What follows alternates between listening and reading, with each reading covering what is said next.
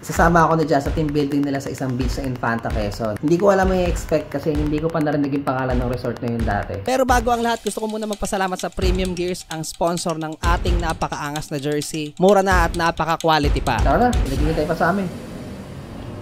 4 na oras ang biyahe at dahil hapon na kami umalis, gabi na kami nakarating.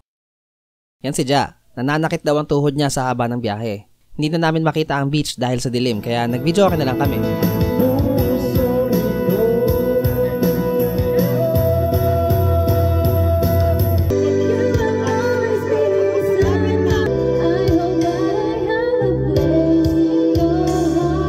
Ng malakas na ulan at hangin ang probinsya ng Quezon. Halos padapain ng malakas na hangin ang sagingan na ito.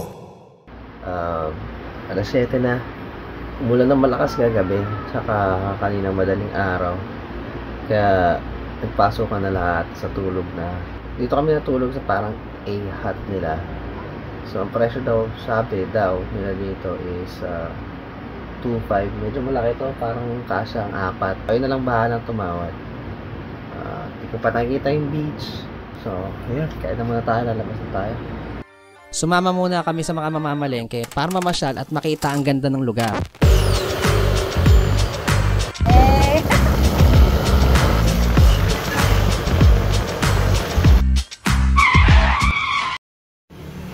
Okay, so nagpagas tayo, nagpa-full tank tayo, 260. Ang problema, 200 lang pala laman ng pera ko. So, iniwan ako ni Ja dito, kumuha siya ng pera para may pambayad.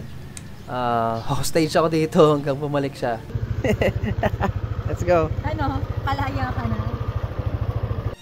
Pagbalik namin, in-enjoy na kagad namin ang dagat habang hindi pa maulan at habang humihigop ng mainit na taho ni Manong. Ay, thank you. Thank you, kuya. Kaso nga, ang daming tinakain ng mga ano-ano.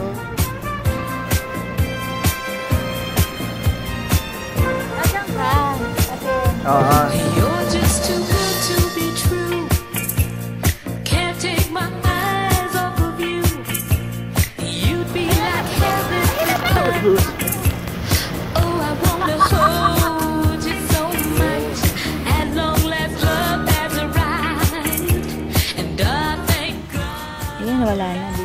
Ay, you're the best. I love it. I can't take my eyes off of you.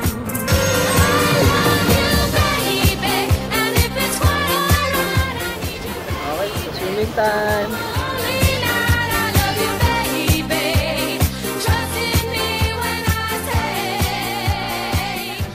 Sa kasamaang palad, lalo pang lumala ang panahon kaya hindi na kami masyado nakapag-enjoy at nakapag-video pa.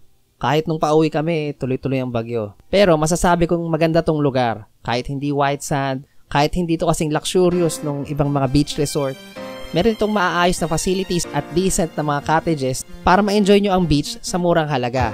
At saka, at the end of the day, ang importante naman ay kung sino yung mga kasama mo. Makakapag-enjoy ka kahit nasaan ka pa. Maraming salamat. This is Axel and as always, go forward and accelerate. You're just too